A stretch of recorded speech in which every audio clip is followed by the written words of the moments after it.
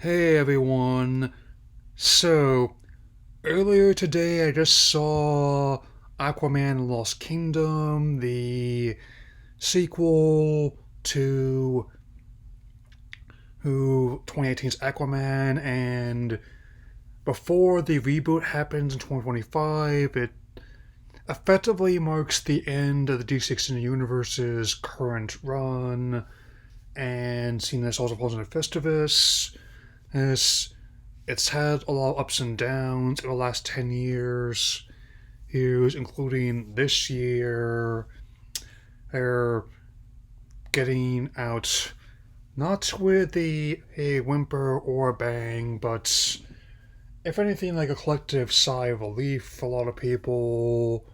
I mean, and even with this movie getting the critical reception only reserved for or an overcooked fish fillet. A it's not the worst I've ever seen. I mean, in terms of the four theatrically released installments that came out this year, I would place it personally again above the Flash, and in about the same ballpark as Second Shazam as well as Blue Beetle, and as effective ends to a franchise have gone a DC banner I've seen far worse. This is definitely a banner that's allowed Batman and Robin, Steel, and Superman 4 to be released after all. So, let's begin. So, the movie takes place 4 years after the events of the first film. It's released in 5 years, between having to undergo reshoots because of, among other factors, the pandemic, the restructuring to Warner Bros. Discovery, and also the unpleasantness surrounding the Amber Heard and her breakup with Johnny Depp. I'm not gonna get too much detail about that, and I'm also not gonna tell you who dies beyond the fact that she's not one of them. That they didn't cut her out completely, but they did downplay her presence in the marketing, and also, she ends up getting incapacitated for about half the movie or so. I'm not gonna say how, but apparently the reason why she didn't get totally fridged is because apparently she and the current head of Twitter slash X used to date. So for me, more reasons to take a hiatus from that site.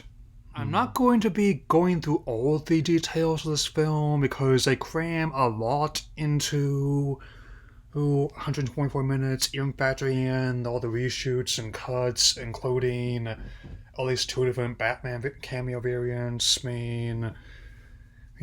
Which might be for the best that had neither Affleck nor Keaton are in this movie anymore.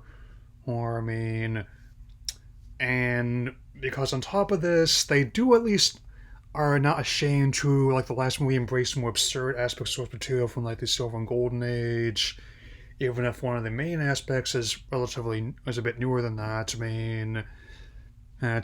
Where a vengeful Black Manta, played again by Yahya Abdul-Mateen II, uses like an ancient funeral as the orichalcum to bring disaster to the kingdom and the world as a whole. And there's some of these parallels in the last movie as well, but here they're a bit more on the nose than you might expect. And the acting is relatively solid across the board. Even the script is, as I expected, completely absurd. That most of the cast is having to go to apart the other ones I mentioned, such as Tamora Morrison, Nicole Kidman, and Steve Ewan also joins the list of both DC and Marvel alumni as one of the scientists who is initially helping Manta before he turns against him, um, for the simple reason of wanting to use who's Arthur's infant son as a way to unleash this ancient evil as Korvax. I mean, so yeah, I totally understand why that's plot that was reworked to me and why a lot of people in early screens walked out. How to mean, I don't think there's going to be a social media campaign to get a director's cut like there was with Justice League, and now the 2016 Suicide Squad. But still, I also noticed that a lot of ideas that were proposed were spin-offs, which ultimately never came to fruition, were at least used for this movie. There are definitely scenes that definitely can make me once again say, yes, it can tell us me about a horror filmmaker, or since apparently James is going to be going back to that after this movie. He did play a large part in ones to Saw, Final Destination, and especially The Conjuring, so at least be within his comfort zone there. Of course, most of the elements that worked about the first film still work here, being like the cast as well as the direction, and being in places a little bit Snydery, especially when that scene in where Manta attacks the lighthouse where Arthur grew up and kidnaps his son, but also not above embracing the more absurd aspects of material. I mean, they found a way to make the infamous seahorse mount work on film, since the opening scene has him riding in and to break up a band of Somalian pirates that are attacking a freighter. I mean, I guess that's what would have happened if he was in Captain Phillips, a much shorter movie. And especially with Dolph Lundgren's advisor from the last movie discussing strategy, especially since he's one of the few action stars as I am familiar with to actually have a doctorate in physics. No, I'm not making that up. Likewise, I am not making up the how showy this film is. I mean, the undersea creatures they have at disposal, as well as these vehicles, these sets, and all these other kingdoms that are going towards. There's in order to get information, they offer themselves up as bait to a sea king, voiced by Martin Short, which is basically what I can describe as basically like an underwater version of a canteen from Star Wars, with the sea king being kind of like a less repulsive Jabba.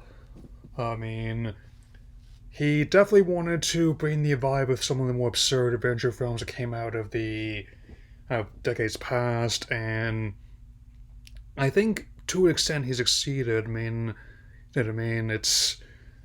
And actually kind of like the dynamic that was in, they flipped the script on elements from the last movie. Not only does Manta take a much more interesting villain to me than Orm did, and a father for a father being he more or less has a trait that makes sense. And I think Orm also fits a bit better as an ally, albeit a grudging one, than as an adversary. They actually, like, Momoa and Wilson actually have pretty good chemistry together, as do most of the cast, and even with it, they admitted it being unlikely we'll see any more from this incarnation after the reboot, I would not object to them making content together afterwards, like how I have to think about who I'd want Wilson to play, since he's been here as well as being Night Owl II, but I would honestly have no problem with Jason being Lobo after the reboot, especially if he got to meet Corn Sweet's Fearing as Superman. That's not to say that this movie is a must-see or anything like that, but it's also not a complete shipwreck either. it merely exists to me, as do most ones on Marquee these days. I mean, there's a reason why I decided not to do the coming attractions, focus on talking about this one instead. I mean, where here it definitely has the same issue that most of the ones on Marquee had, where rather than the FOMO, if you're missing out, there's like definitely sense like a fogey if you're getting involved. Which, if you're gonna just wait till this one comes on Max, I'm not gonna hold it against you at all, man. All since, admittedly, he and also the absurdity of the story does get a bit heavy at times. I mean, where there are some elements I think like they could have done without, like this Sea Council who keeps trying to limit at Aquaman's power. And they keep dropping hints they might stage a coup against him, but it ultimately goes nowhere. Here, maybe it would have played out differently before the reshoots, but I cannot be certain about that. It's again basically almost feels the same role as like someone like the dignitaries in the Star Wars prequel trilogy, a albeit with even less power than Newt Gunray, as some of the people deluding the Senate had in those movies as well. Also, while the visual effects for the most part quite solid, I would expect them to be for $205 million. Whereas there also are other times where, again, and and it feels like you're watching less of a movie, more like Game of Justice 2, who with some of the fight scenes. When it's the actors and stunt doubles actually on the set, it works out fine. Fine as when you have like the sea creatures going at it.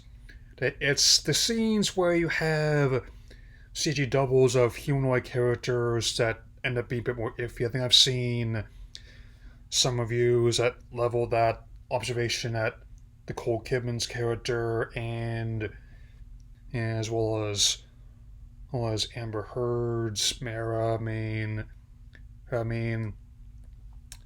and definitely you can tell that the work they did to make Patrick Wilson more slender when they first bust him out of captivity is pretty obvious. Granted, hey, it's kind of trickier. Digitally slimming someone down is difficult to get right, and kind of easy to muck up. Let's just say that I'm glad when he feels back out after getting in contact with the ocean again. And that's kind of the whole thing talking about this movie, where it's neither the end to this run on the franchise nor Warner's 100th anniversary that was envisioned, and I would say that even the audiences are a bit more favorable towards this movie than and the press seems to be. And no, I don't think they're slanted towards their rivals either. If anything, Hain, this year is proof that neither the genre nor either individual franchise is infallible. Since the Marvels has now officially surpassed Incredible Hulk as the MCU's lowest grossing film to date. We'll probably talk about that more another time. This one is actually tracking below that even. So far, it's only about $13 million. Whereas, I don't know if it'll play similarly towards the last movie did or not. I'm leaning towards likely not. I think we can definitely put fatigue on the scale here. It's like too much of anything, even something you enjoy, especially something you enjoy, is not always the best.